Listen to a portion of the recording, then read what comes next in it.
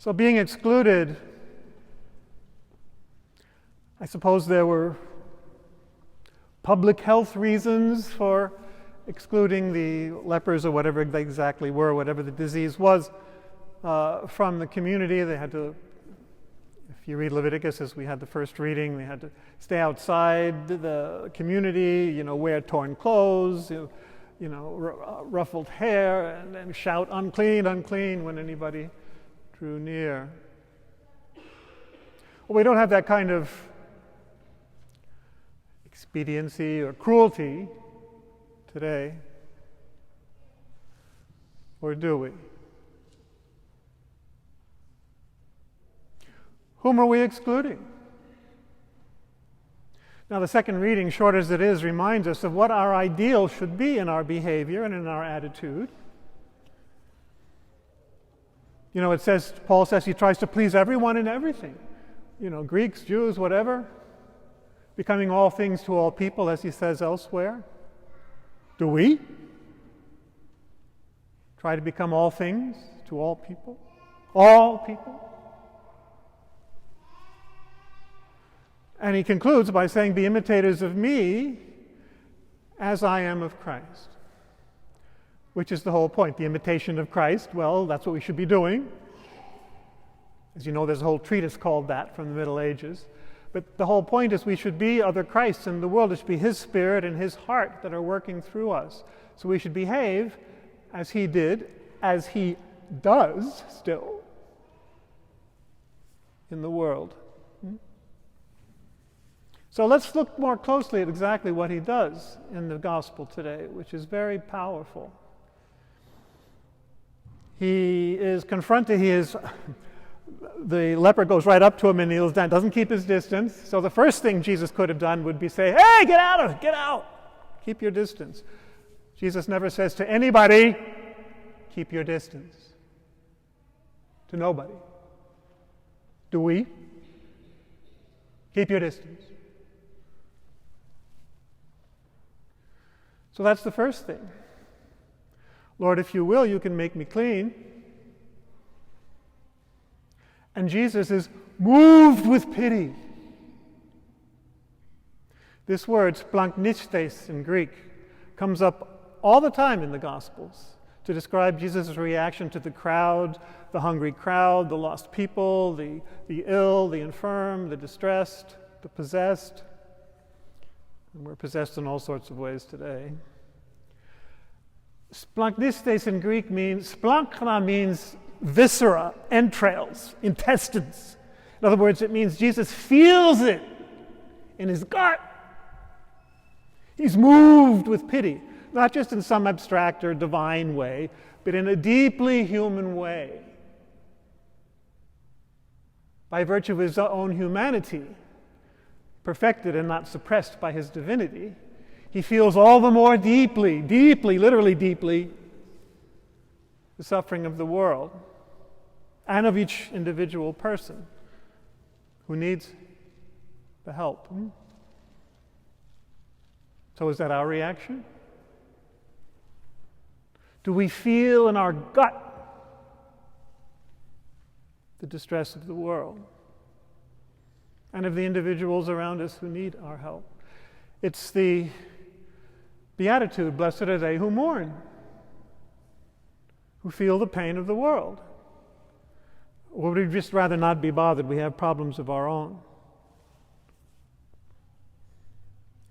And then, the most striking thing of all, if you know the Hebrew observances of the law, Jesus stretches out his hand. I mean, he could have said, from divine Olympus, "Be healed." But he touches him. The leper. He was made unclean by that action. And Jesus does that often in the Gospel of Mark and throughout his ministry. He purposely breaks the purity laws. Heals on the Sabbath, he touches people before as he's healing them, and maybe he becomes unclean by that very act. So all the ritual purity laws he throws in the gutter. So that's the most striking thing. He doesn't care about appearing pure. Do we? Oh, I keep away from those evil sinners or those whatever it is, I'm pure, and I go to confession and all these things. So I make sure that I'm pure. God doesn't care about your purity. It's all a gift anyway. It's not yours. Maybe those purity laws in the Old Covenant were a very primitive way for God because he's dealing with primitive people. All of us in our unredeemed state, to try and get a sense of the sacred. So there's pure and impure. So you develop a sense of the sacred. But that's very primitive. There's no such thing as sacred and profane, as many modern writers have pointed out. I repeat, there's no such thing as sacred and profane. Everything is sacred. And what's not has been profaned, desacralized. There's the sacred and the desacralized. People or things or places that are not treated as sacred and are profaned by us. Nothing in itself is profane. You cannot repeat that enough to yourself. There's no such thing as sacred and profane. Everything is sacred. The trees and the flowers, the environment. We better take care, huh? The environment is sacred. The presence of God. And all those people whom we consider impure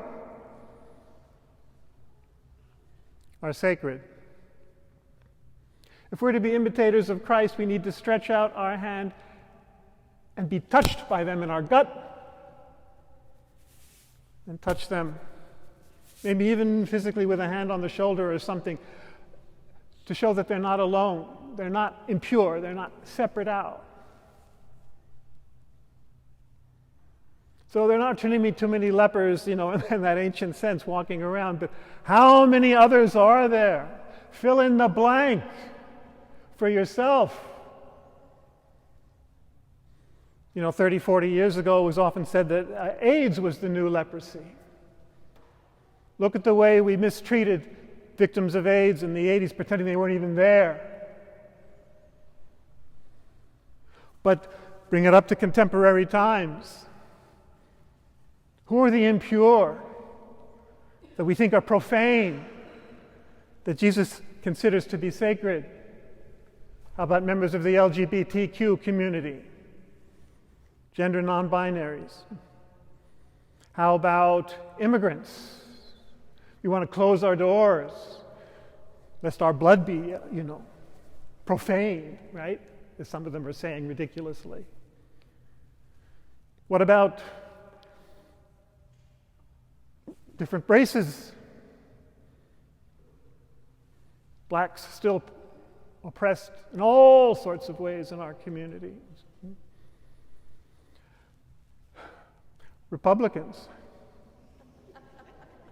Democrats. Which side are you on? And if we don't heal that, we'll destroy ourselves.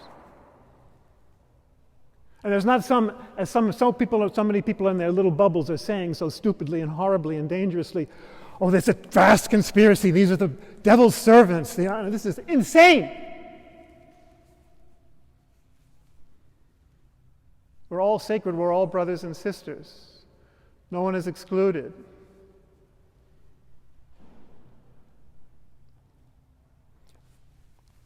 Palestinians or Jews. Both are sacred. And the anti-Semitism has only been on the rise for 2,000 years, and there it is again. But both sides are sacred because in the end there's no sides. There's just the one human race of brothers and sisters, of which Jesus became a part. He became the Son of Man, as he always calls himself. He never calls himself the Son of God and all that stuff. He calls himself the Son of Man, who by his divine presence does indeed show his connectedness, immediate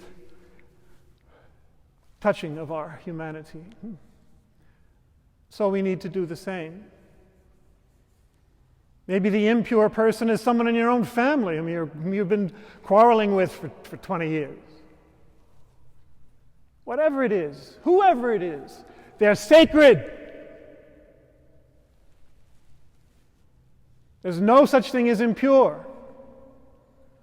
Jesus himself said, I've not come to call the righteous, but sinners, which is everybody, including us.